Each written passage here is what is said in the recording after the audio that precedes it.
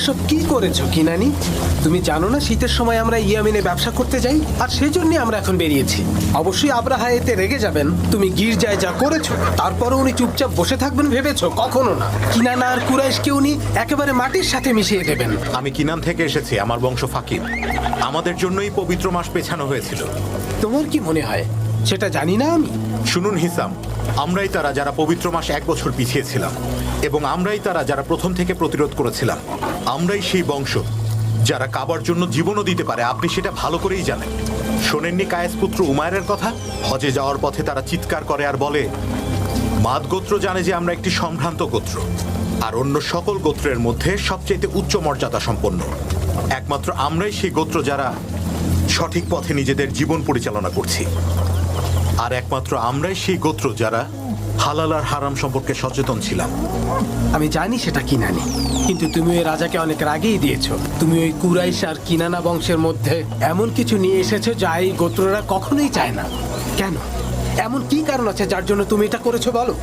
আমি শুনেছিলাম রাজা আব্রাহা ওই গির্জাটা নির্মাণ করছে এবং সে আরবীয়দের বাধ্য করবে সেখানে তীর্থ করতে। আমি এটা করেছি কারণ সে যেন বুঝতে পারে কাবাকে আমাদের মন থেকে মুছে ফেলা সম্ভব না। এখন তাড়াতাড়ি মক্কায় গিয়ে সবাইকে সাবধান করে দাও। আব্রাহার সৈন্যরা সবাইকে মারার আগে আরবকে বাঁচানোর এখন একটাই উপায় আছে। যাও, দাঁড়িয়ে আছো কেন? তুমি এখন তাড়াতাড়ি যাও।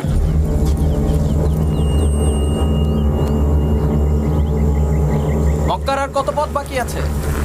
অর্ধেক দিন লাগবে। আব্দুল মুত্তালিবের কথা খুব মনে পড়ছে। ও আমাকে অনেক অর্থ দিয়ে সাহায্য করেছে, আমি ওর কাছে কৃতজ্ঞ। চলো চলো, জলদি চলো।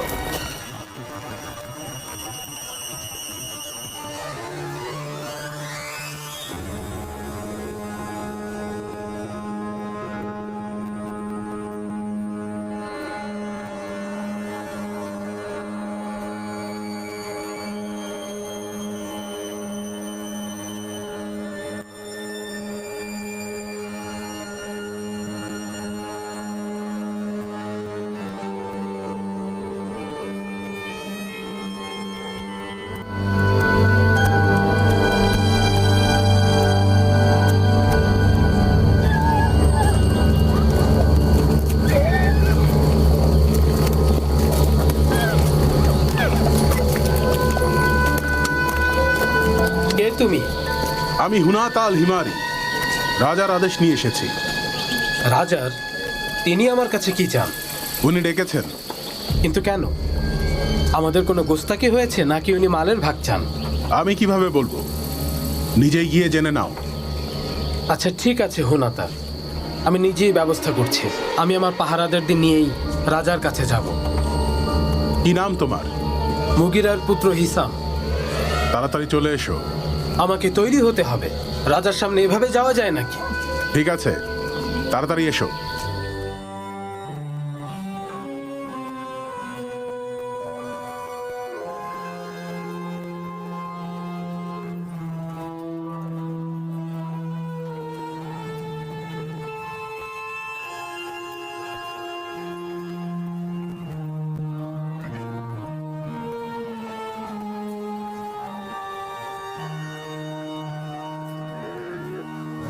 এই হালা,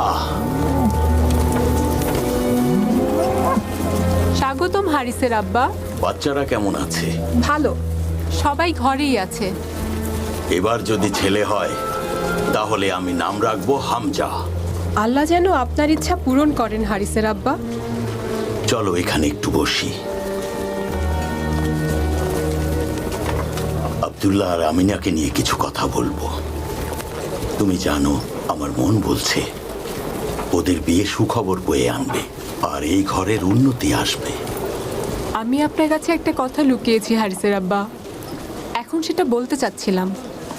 বলো কি বলবে, বলো। তুমি আমার সর্বকনিষ্ঠ স্ত্রী আর আমার নবজাতকের মা। আমি কাবা ঘরে গিয়ে দোয়া করব আপনি যেন সন্তানদের কারণে কষ্ট না পান। তাই যেন হয়। আব্দুল্লাহ আর আমিনার ব্যাপারে কি যেন বলতে চেয়েছিলে? আমি বলতে চাচ্ছিলাম, আপনি তো জানেন রুকাইয়া আমার একজন কত ভালো বন্ধু। আমি ওকে খুব ভালোবাসি। কিছুদিন ধরেই ও একেবারেই বাড়ি থেকে বের হচ্ছিল না। একটা সমস্যার জন্য ও বের হয়েছিল। খুব মন খারাপ ছিল ওর, কান্নাও করছিল। ওকে দেখে খারাপ লাগছিল আমার। কি সমস্যা হয়েছে ওনার? তার পরিবার তো সম্ভ্রান্ত। ওয়ারাকার বোন সে, ওয়ারাকা ধার্মিক। তিনি অনেক ভালো কাজ করেছেন। আমি ওদের পরিবারকে খুব ভালোবাসি। আলসাদিয়ার কন্যা রোকাইয়ার কি হয়েছে? একদিন আমি ওর বাড়িতে গিয়েছিলাম।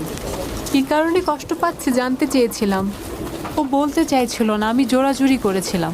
আমার কৌতূহল বাড়িয়ে দিচ্ছ, বলো কি হয়েছে। আমি পুরো কুরাইশ গোত্রে রোকেয়ার চেয়ে বেশি সুখী কাউকে দেখিনি। যখন আপনি আব্দুল্লার জন্য সৎকা দিচ্ছিলেন, তখন রোকেয়া কাবাঘরের দিকে গেল। আব্দুল্লার সুখবর না আসা পর্যন্ত ও কাবাঘরের পাশেই বসেছিল। খবরটা পেয়ে খুব খুশি ছিল। খুশিতে ওর কণ্ঠ মক্কার প্রত্যেকটি বালিকণা শুনেছে। ওর সাথে সাথে অন্যরাও খুশিতে কান্না করছিল। সে বিয়ে করতে চায় আব্দুল্লাহকে? যদি চাই অবশ্যই দেব। কিসের অপেক্ষা করছি আমরা? আমরা মক্কার কুরাইশ বংশ। আমাদের মধ্যে এমন কেউ নেই যে দ্বিতীয় বিয়ে করেনি। কেউ 4টা বিয়ে করেছে, কেউ 5টাও বিয়ে করেছে, 10টাও বিয়ে করেছে অনেকেই। স্ত্রীকে ভরণ পোষণ দিতে পারলে অবশ্যই বিয়ে করবে। রোকাইয়ার চিন্তা কিসের? ও সব কিছুই জানে, কিন্তু এখন আব্দুল্লাহকে বিয়ে করতে চায় না। কথা হয়েছে ওর সাথে? হয়েছে, মানা করেছে। মন থেকে বলো, মনে হচ্ছে কিছু বলতে চাও। রুকাইয়া আমাকে বলেছে, আব্দুল্লাহ যখন কাবাঘর থেকে ফিরে এলো, আমি চোখের সামনে নূর দেখতে পেয়েছিলাম, যার চুল হর্ষের মতো। আমি তাকে বিয়ে করার প্রস্তাব দিই, কিন্তু সে মানা করে দেয়। আর তারপর ওয়াহাবের কন্যা আমিনার সাথে বিয়ে হয়ে গেল। তারপর আব্দুল্লাহ আমার কাছে ফিরে আসে আর আমাকে বিয়ের প্রস্তাব দেয়, কিন্তু আমি মানা করে দিই, কারণ সে নূর আমি আর দেখতে পাইনি। আমিনাকে বিয়ে করার পর আব্দুল্লাহ সকল নূর আমিনা নিয়ে গেছে। এটা তো সুখবর। কি দেখেছিল আব্দুল্লাহর কপালে? এমন কি জিনিস যা দেখে সে বিয়ের প্রস্তাব দেয়? আমি জানি না আব্দুল মোত্তালিব। ও এত ধীরে কথা বলছিল যে আমি ঠিকমতো শুনতে পাইনি। অল্প অল্প শুনেছিলাম। ও একটা নূর দেখার কথা বলছিল যখন ও কাঁদছিল, আর কিছু শুনিনি। তুমি ওর কাছে আবার যাও, ওর কাছ থেকে সব ভালোভাবে শুনে এসে আমাকে বলবে। আমিনার পেটের সন্তান ঠিক আছে? আমিনা আমাকে বলছিল ও আশ্চর্য হয়েছে। কেন আশ্চর্য হয়েছে? ও বলেছে, সব মেয়েরাই বলে গর্ভবতী হলে মেয়েদের কত কষ্ট হয়। কারো কারো তো শরীর এত ভেঙে যায় যে নড়তেও পারে না। খাওয়া দাওয়া কোনো কিছুই ভালো লাগে না তখন। কিন্তু আমিনার বেলায় এই সন্তান তার জন্য কোমল বাতাসের মতো। ও বলছিল ওর কোনো রকম কষ্ট হচ্ছে না। এটা কি সত্যি হালা? ও আরও বলছিল এ সন্তান পেটে আসার পর একটা অদ্ভুত শান্তি লাগছে, যেন কেউ ওর দিকে হাত বাড়িয়ে দিয়েছে। এটাকে গোপনই রাখো, ঠিক আছে? আমার মন বলছে এই সন্তান গৌরবের লক্ষণ। উনি মক্কার বণিক হিসাম প্রভু। আপনার উপর শান্তি বর্ষিত হোক। তুমি কি জানো আমি কেন ডেকেছি? জি না, জানি না। তোমাদের একজন লোক আমার গির্জাকে অসম্মান করেছে, যা আমি কোনোভাবেই বরদাস্ত করব না। ওকে আমার চাই। তোমরা হলে কি এটা মেনে নিতে? অবশ্যই মেনে নিতাম না। সব মানুষেরই ইচ্ছে মতো প্রার্থনা করার অধিকার আছে। আমাদের অধিকার নেই আরেকজনকে বিচার করার। সে একজন কম বয়সী যুবক, না বুঝে এই কাজ করে ফেলেছে, তারপর পালিয়ে গেছে। সে পালিয়ে গেছে? ও কি করেছে এটা জানার পর তুমি ওকে পালিয়ে যেতে দিলে? যদি তাকে চান তাহলে লোক পাঠিয়ে দিন আর তাকে ধরে আনুন। আমি হলাম সেই গোত্রের পুত্র যারা মক্কার ভূমিপতি, আর আমাদের কাবাঘর যেখানে সকল আরবীয়রা হজ করতে যায়। আর ওই যুবককে কখনোই গ্রহণ করবেন না এবং অবশ্যই আপনার কাছে পাঠিয়ে দেবেন। ওই সাধারণ ঘরটাতে তোমরা এমন কি দেখেছো যে এত মহামান্বিত করছো? ওটা একটা মিথ্যা ছাড়া আর কিছু না।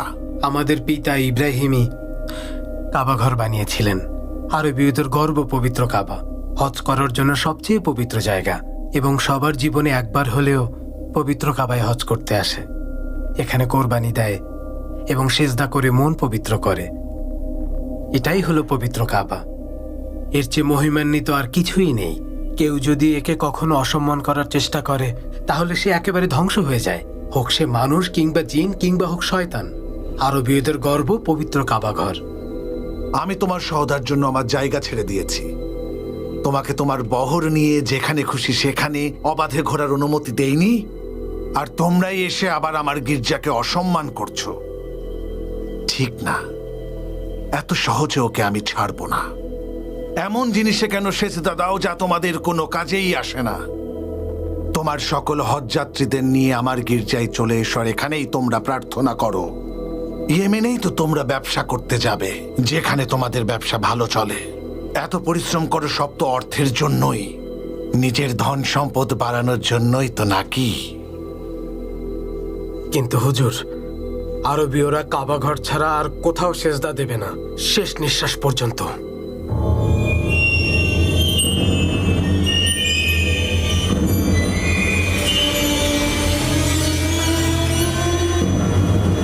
সৈন্য তৈরি করো। আপনার আদেশ। স্বাগতম আমার বন্ধু হিমায়রি, কতদিন পর দেখা হলো। খুব মনে পড়েছে তোমার কথা আব্দুল মুত্তালিব। বলো, ইথিওপিয়ানরা কি করছে তোমার ভূমিতে? ওরা রাজা হয়ে গেছে আর আমরা প্রজা। ইয়েমেনের ভাগ্য এখন ওদেরই হাতে, সৈন্য ওদের নিয়ন্ত্রণে। আমরা এখন শুধু ওদের হুকুমের গোলাম। খুব খারাপ। দোয়া করি দ্রুত সুদিন ফিরে আসুক। সবকিছুরই একটা শেষ আছে। আমাদের দাদা আমাদেরকে বলেছিলেন রাবিয়ার পুত্র নাসার, যে তাবাবিয়ার একজন রাজা ছিলেন, একদিন এমন এক স্বপ্ন দেখেন যা দেখে তিনি ভয় পেয়ে গিয়েছিলেন। এরপর তিনি সাতি আর সিকের কাছে একবার করে যান। তিনি সাতিকে গিয়ে তার খারাপ স্বপ্নের কথা বললেন আর বললেন স্বপ্নের অর্থ বলতে। কিন্তু রাজা তার স্বপ্নের কথা পুরোটা সাথীকে বলেননি। তখন সাথী তাকে বললেন, আপনি স্বপ্নে আগুনের ফুলকি দেখেছেন যা অন্ধকার থেকে আসছে এবং তিহামার ভূমিতে গিয়ে পড়ছে, আর সবাই সেখান থেকে তা তুলে তুলে খাচ্ছে। খুবই ভয়ঙ্কর স্বপ্ন। রাজা তখন বললেন, আপনি একদম ঠিক বলেছেন। এখন আমাকে বলুন এই স্বপ্নের অর্থ কি সাথী? তখন সাথী বললেন, একদল ইথিওপিয়ানরা এখানে এসে পৌঁছাবে এবং আবিয়ান ও জিরাসের মাঝখানের ভূমি দখল করবে এবং তারাই শাসন করবে। আর তারপর রাজা তাকে বললেন, আমাকে এবার বলুন এটা কখন হতে চলেছে? আমার শাসনকালে কি এটা হবে নাকি মৃত্যুর পরে? তারপর সাতিহ বললেন, আপনার শাসনকালের ৬০ থেকে ৭০ বছর পর এটা হবে। রাজা বললেন, তারা কি সবসময় থাকবে নাকি তাদেরও পতন হবে? তখন সাতিহ বললেন, ৭০ বছর পর তাদের পতন হবে। তাদেরকে মেরে ওই ভূমি থেকে সরিয়ে দেয়া হবে। রাজা জিজ্ঞেস করলেন, তাদের পতনের পর কারা আসবে? উত্তর, থিয়াজানের পুত্র ইরাম। তিনি আদান থেকে আক্রমণ করবেন, শত্রুপক্ষের একজনকেও ইয়েমেনের ভূমিতে রাখবেন না। রাজা বললেন, তাহলে ইরামের শাসনই কি সেখানে বজায় থাকবে? সাতিহ বলেন, না, থাকবে না। রাজা বললেন, সর্বশেষ কে আসবেন? সাতিহ বললেন, একজন মহান নবী, যিনি হবেন সকল নবীর শ্রেষ্ঠ। রাজা বললেন, কোন গোত্র থেকে আসবেন তিনি? উত্তর, এমন একজন যিনি গালিবের, ফাহারের, মালিকের, নাধিরের, কিনানের পুত্র, যিনি জীবনের শেষ পর্যন্ত তার মানুষদের রাজা হয়ে থাকবেন। কি চমৎকার বর্ণনা! এমন নবী যিনি গালিব আর ফাহারের পুত্র। তোমাদের মধ্যেই কেউ আব্দুল মুত্তালিব। এরপর রাজা শেখের কাছে গেলেন, তিনিও তাকে একই কথা বললেন।